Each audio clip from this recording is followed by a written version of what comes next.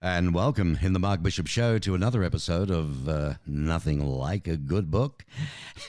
It's a series that has really taken off, and thank you for your letters and your calls. I really appreciate it, very much so. And I'm going to continue with bringing fabulous authors, virgin authors if you like. Others have written one or two books, but there's some good stuff out there.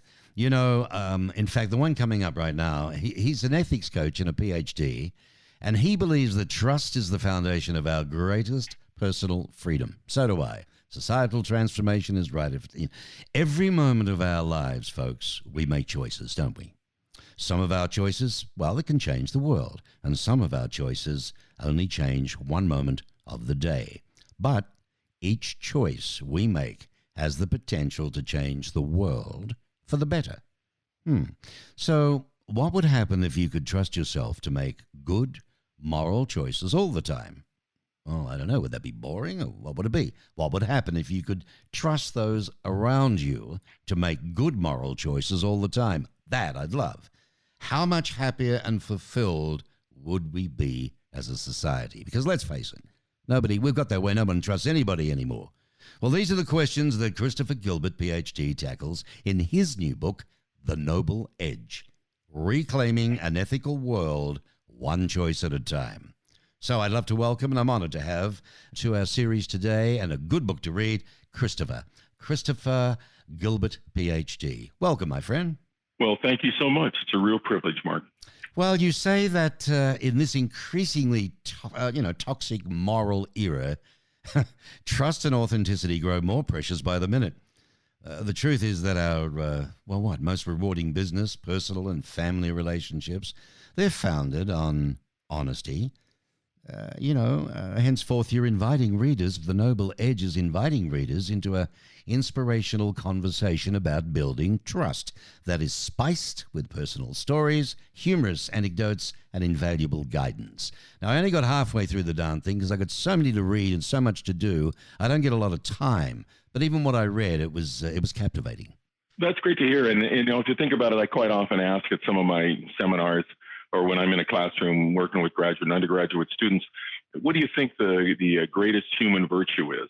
And the answer I get, and it's a good one, is love. Love is the significant human virtue and probably the most important one. And I say, well, let's pause for a second and think about that, because if you really understand that connection, about love, a true relationship with someone, whether it's a friend, a neighbor, family, or a partner, really what undergirds that love is trust. You cannot have a loving relationship with someone that you haven't built trust with, that you don't trust or they don't trust you. So, in fact, if you look at it, trust underscores all the human virtues. And so it becomes a really important element for people to consider and think about and understand in making choices, what it means to build it or erode it. Well, at this early stage, I will say that you've got one big fan, the Honorable Dorothy Nelson, past dean. She's the University of Southern California Law School, and she's the retired chair of the United States Baha'i National Spiritual Assembly. And she had this to say, folks, wow, I couldn't put it down. The book is brilliant, inspiring, filled with humor that informs and amazing personal stories. If I was still dean of the USC Law School, I would assign it to every student. Wow. Nice pat on the back, mate. It was a wonderful pat. And actually, she's still a judge on the Ninth Circuit Supreme Court out of California, right? So she's still very active. I think she's in her 90s now, but was really blessed to have her read that book and also provide some advice. And I was hoping to squeeze my way into different legal environments or law schools, because I think it's a very important book in a number of ways, and perhaps that's one of them too. Well, Christopher Gilbert, you say the important ethical issues of today are not found in arguing about which, schoolyard bully is the most unethical. That's the smoke in the moral room. The fire is our misguided belief that good people make the good decisions and bad people make the unethical ones, when we all go up and down the moral ladder every day.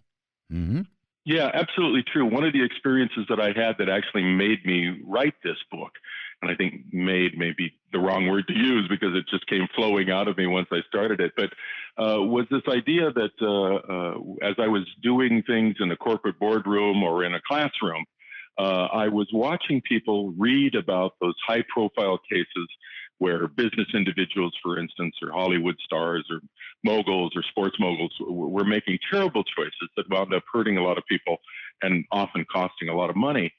And while they were reading these cases and we were discussing the ethics of those cases, they were having what I've come to call an ethics out of body experience, where somehow they got to see what these people were doing to make bad choices. But then they were saying, and of course, I myself would never make that kind of a choice. All while we're downloading illegal software, cutting people off on the freeway, fudging on our taxes, secondhand smoking. It is some kind of a disconnect between the way that we think about unethical choices. And as you said, we look at ourselves as making the good choices, and it's the bad people that make the unethical ones, when every day we go up and down that ladder. So I wrote the book to try and create a conversation where we could get ourselves through that idea that somehow we're different than the people that are making poor choices. Now, granted, they may make choices that are much higher profile and do much more damage. But at the same time, we're making choices that, as we said up front, erode trust. They don't build trust, and that actually hurts us and others in the end, quite often in the short term and the long term. Well, Rachel Song, who's an editor and writer, had this to say about The Noble Edge. The Noble Edge is truly an inspirational book, encouraging us to become the best versions of ourselves and to advance into a society that rests on trust, respect, and ethical choices. Highly recommended. There's another one. And by the way, folks, my guest is Christopher Gilbert. He has a PhD in organization and management, right? He specializes in leadership ethics. So he's a co-founder of Noble Edge Consulting and has worked with the Bill and Melinda Gates Foundation on food security and human capacity development programs in sub-Saharan Africa. I'd love you to tell us a little bit about that, Chris, if you wouldn't mind. What a hell of a good cause. Yeah, really interesting. I got to go over there for a period of 2 years on and off to work with smallholder farmers. Part of the difficulty over there is people have a tendency to grow what they've always grown and what their father and grandfather and great-grandfather and ... grew. But with climate change, that's starting to change. We're not able to grow the same things as productively as great-grandpa grew on the land. So we need to look at other alternatives. And in this case, the work we were doing was trying to bring these smallholder farmers together and recognize the power both in coming together in a larger conglomerate of people working on the same ideas in terms of marketing internationally, because we're also losing the markets we used to have since we're not growing the same stuff, and just in collectively working together to be able to get supplies and seeds and equipment. Right. So it was really an interesting idea to bring these folks together, and it was more than just throwing money at it and then leaving and hoping they would do it. It really was building human capacity in those folks to think about that, what it means to work together and what kind of organizations we need to create to do it. Yeah, I mean, we really, unless you go there, feel it, touch it, smell it, see it, we don't have any idea, do we? We only see on the news and some vision, and poor devils, I mean, now it's in the millions, isn't it? Yeah, it's absolutely true. And, you know, when we think of the term globalization over here, I think we run to thinking about business and economics, and somehow that's either bad or it's good. The world is becoming a global connected world, a global village, if I can put it that way, whether we want it to or not. I think one of the more effective ways of globalization would be to give everybody in this country a passport, because only 25% of us in the United States have passports. Give everybody in this country a passport and $5,000 and say, choose the country, but you got to go for a little while. Because like you said, you know, boots on the ground and eyes and ears there to meet with cultures, to see what's going on. I think that would do a lot to get us to start thinking about what it means to be a collective world together. Well, it would be great from another point of view, because I donate like, you know, hundreds of thousands of others. We just get very tired of hearing sometimes it doesn't even get where it's supposed to go, you know. The book is The Noble Edge, Reclaiming an Ethical World, One Choice at a Time. And the author is Christopher Gilbert, PhD, and a good read. Let me ask you, what is ethics? What does it mean to make an ethical choice? I mean, aren't all ethics really gray, Chris? That's a great set of questions, actually. So I think, simply put, an ethical choice is a choice that you make that has an impact on others now or in the future. And whether that's one other or hundreds of thousands of others, it has an impact that you need to take into consideration when you're making the choice. And I think we've reached the stage, because of the way that we talk about this subject and the way that we watch trust get broken all the time. It almost seems like it's the only way to move forward. But in fact, if you think about it, part of the difficulty here is that we're thinking somehow about ethics being gray or iffy. And I say in the book that, talking about ethics being gray is like using the phrase, I'm sort of pregnant, or I sort of voted, or I'm sort of human. Either you are or you aren't. Ethics are there to tell us what's right and what's wrong. Now, don't get me wrong. Situations can really become very difficult, very fuzzy to see the right ethical choice to make. And sometimes it's darn near impossible. Perhaps the price of the choice is too high to make it, and we're not able to make the highest moral level choice. But the ethics themselves are really there to tell us what's right and what's wrong. And I think that people are starved for that solid ground upon which to make those choices.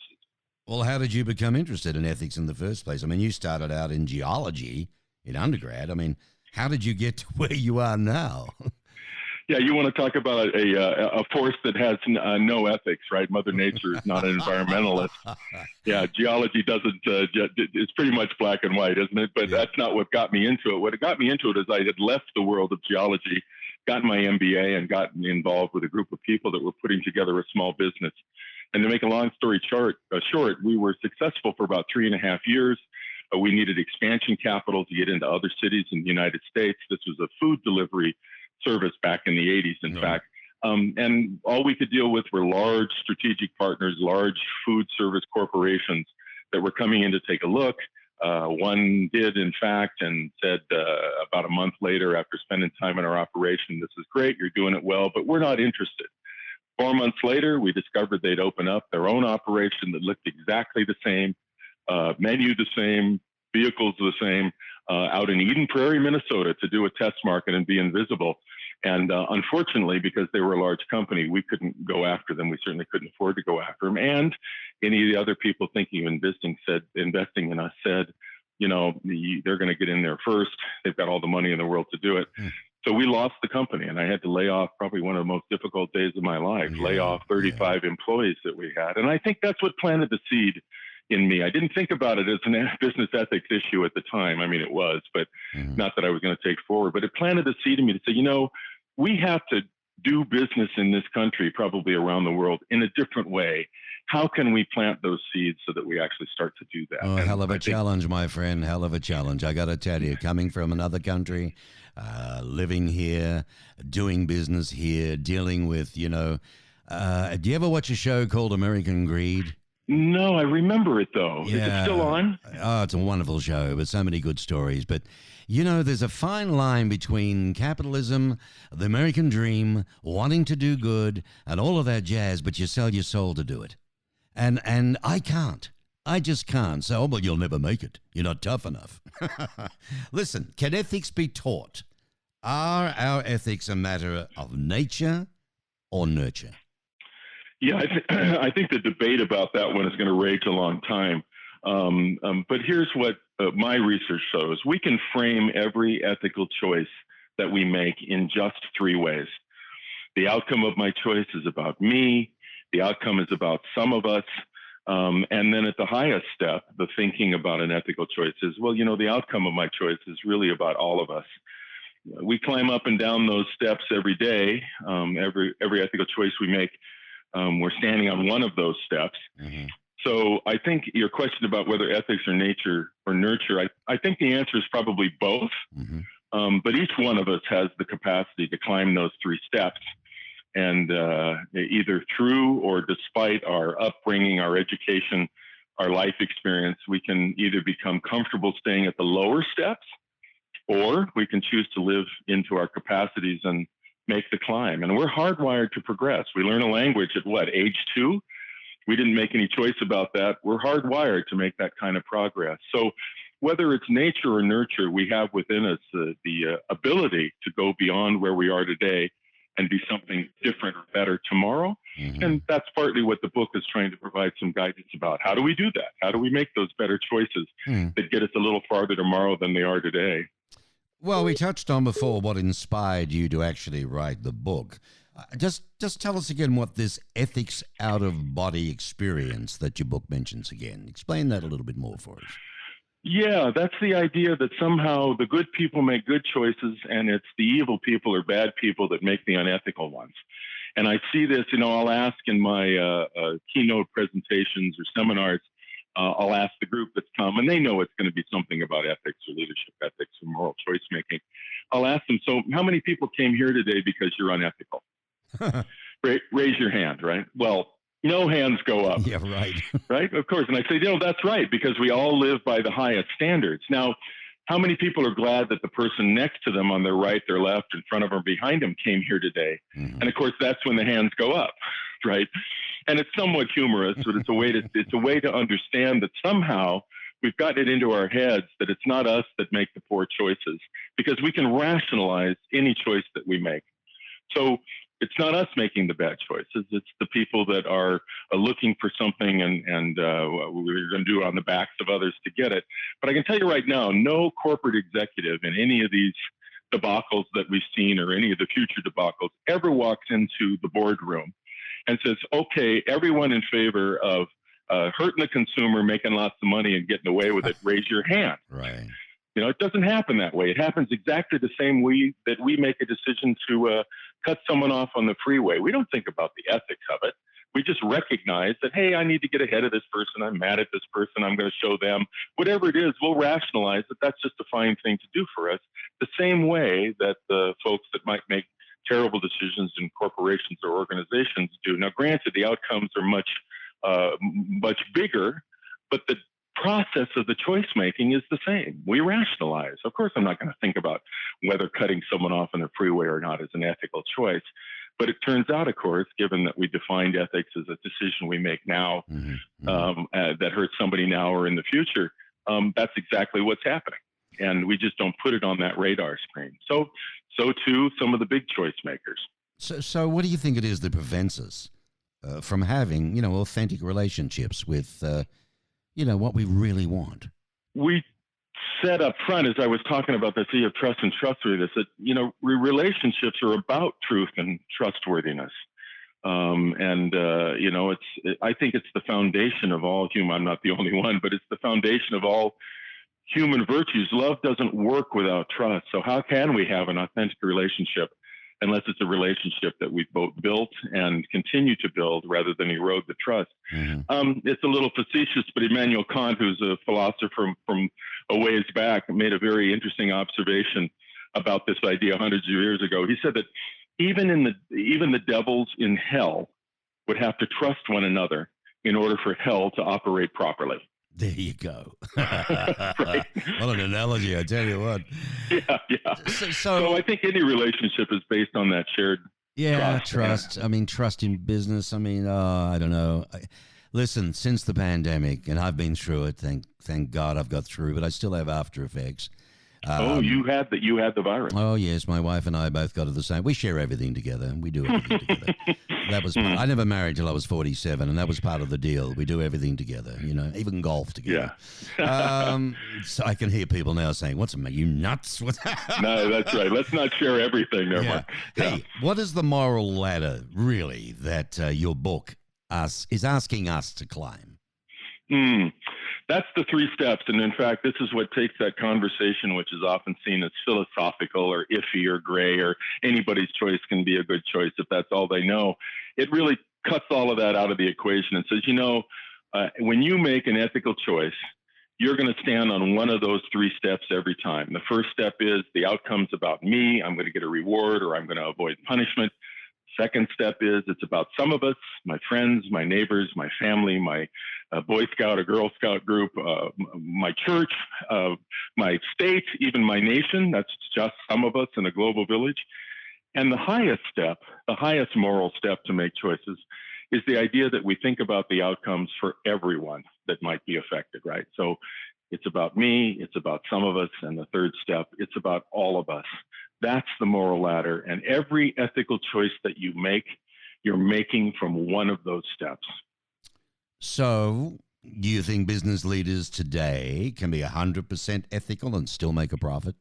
I would argue that if you look at history, especially more recent couple of decades, that's the only way they're actually going to wind up making a profit over the long term. You know, when we started this work in our consulting group, 25 years ago, to build business conduct programs in large organizations, nonprofit, profit organizations, we didn't have many stats on what it meant to be ethical inside the company, but we do now. And there's really a remarkable difference between companies that take on ethics and social responsibility as one of their main missions and those that don't. Every year there's a poll done, a survey done by Gallup and Ethisphere to talk about the top 100 organizations. Again, that's organizations that take on ethics and social responsibility as a main part of their mission.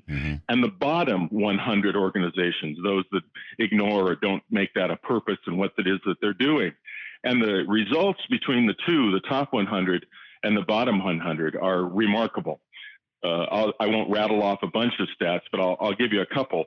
There's a 22% increase in profitability in the top 100 organizations versus the bottom 100. There's a 21% increase in productivity for the workers in those organizations in the top 100. There's a 37% decrease in employee absenteeism in the top 100 companies that take on trust and trustworthiness as a main part of what they want to do versus the bottom. So any question about profitability, I think, has been solved by taking a look at the stats between those companies that make it important, trust and trustworthiness in and outside the organization important, versus those that it's just kind of in the way, or perhaps they even think that it's going to make them less profitable to do it. Well, that's fascinating. They are terrific stats. And it just goes to show, you see, the top 100 turned on and thinking, and that's what keeps them there, because they're ahead of the game or they think out of the box. And the reality is today, if you don't get people to trust you, they're not going to do business with you. And they're sick of lies. I tell you what, I'd love a job is with the government. I would love to be in charge of cleaning up the web. You know, there are so many people battling, need a job, work from home. There are so many scams. I hate these bastards, I really do. And add to that, there is so much of this work from home with software, affiliate marketing, stuff coming in from India and different countries. Okay, on the face of it, great sales pages and all this jazz. You try and get the service afterwards or the backup, or people don't understand it, and you've got to fight for refunds. This is a bad business you can't trust, and it's going to give itself a very bad name if they don't do something about it. Now, in your book, you posted that trust is the most important feeling people can have for each other and the secret to a meaningful life, right? So why is that? Yeah, absolutely true. If you want to look at it from a very logical perspective, what comes with trust is predictability. And if we talk about it inside of an organization or we talk about it inside of a relationship, I think organizations and relationships thrive on the idea of being able to predict what your partner is going to do, especially in particularly important situations about herself or himself, about the both of you.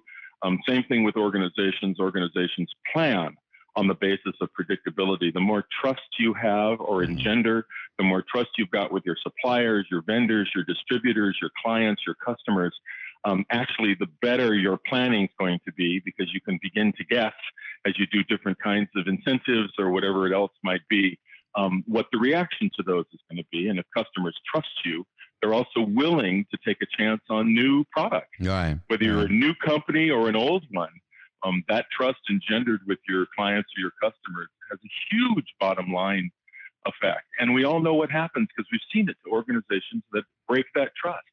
Something built over 50 or 75 years can be broken in a moment by someone whose words and deeds don't agree, right? Their words are different from their actions. Oh, yeah, big time. Well, there's a lot of people making unethical choices in the world today. I mean, do you think America's moral compass is off course?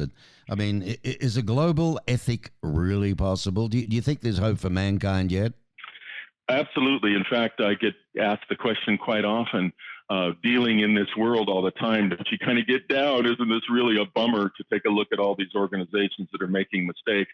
A lot of the work that I do has to do with setting up systems beforehand rather than after some mistake is made. But I have to tell you, Mark, I couldn't be more optimistic about the world, even though we see the chaos that's been created by some of the things that have happened, especially over the last number of years, because different diverse groups of people are coming together.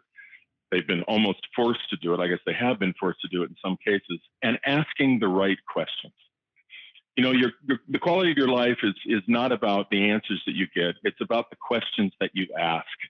And the questions that are being asked now about diversity, about gender inequality, about what nations need to do to combine with one another to take care of some of the problems we've got, all those are the right questions, and in fact, very real questions versus some of the smoke that's been in the room of late. So in my mind, having groups of diverse people come together, not only regionally or nationally, but internationally, to begin to ask the really important questions and to try and solve those really important issues together, that to me is a very, very optimistic thing. And I think the future is far better. It may get worse before it gets better, but at least you've got that diversity now trying to come together in unity to solve the problems together. So, Chris, what's next? I mean, do you have any plans for books in the future? Well, I'm hoping this one gets some traction. It's actually going to be released in print August 10th. The reviews that I've gotten so far have all been about the ebook, and you can get either the ebook or the print book after August 10th on Amazon, Barnes & Noble's, India.com, and so all the places that normally available, or you can write us at nobleedgeconsulting.com. And also get in touch with me if you want to do that. I think on the book front, what I'd like to do if this book gains the traction that I'm hoping it will, and the idea was to try and create a national conversation about this idea of trust building, is I'll try to write a more specific book. So like the Noble Edge in marketing, the Noble Edge in sales, the Noble Edge in faith, the Noble Edge in nonprofit organizations. So that I can be a little bit more specific about the experience that I've had with those different organizations. So you can sort of drill down into that particular niche, you know. Exactly right, yeah. Right. No, that's fascinating. Oh, well, I hope it does for you, buddy. The Noble Edge, reclaiming an ethical world, one choice at a time. And it's by Christopher Gilbert, PhD. Fascinating to talk to. I wish you all the luck in the world, my friend. It was a pleasure to have you on Nothing Like a Good Book. Thank you so much, Mark. Okay, and well, all we can say is many sales for you. Just again, people can go to which website again if they'd like to buy directly from you? Oh, thank you for asking. So directly, you could go to www. And now this is all one word, Noble Edge Consulting. So NOBLEEDGE, the name of the book, Noble Edge Consulting, all one line.com. And that's also a way that not only can you order the book, but you can get in contact with me directly if you've got questions, or I'd love to go out and join book clubs and talk about this book or classrooms. See, I love that. This is classical. You're not hiding behind a screen. You're prepared. Number one, you're prepared to talk to people. Number two, you're human. You're not a bot or a cyborg yet. And number three, you can physically meet them, shake hands. I mean, I would go to, a signing. If I loved it so much and I believed in you, I would like to meet you. Well, the good old-fashioned way, you know what I mean? A handshake. It's good. Yeah, it's good. It works. Yeah, fantastic. Well, good on you, Chris. Christopher Gilbert, ladies and gentlemen. The Noble Edge, it's called, right? Reclaiming an ethical world, one choice at a time. There's hope for us yet. Thanks, Chris. All the best, mate. Thank you, Mark. It's been a privilege.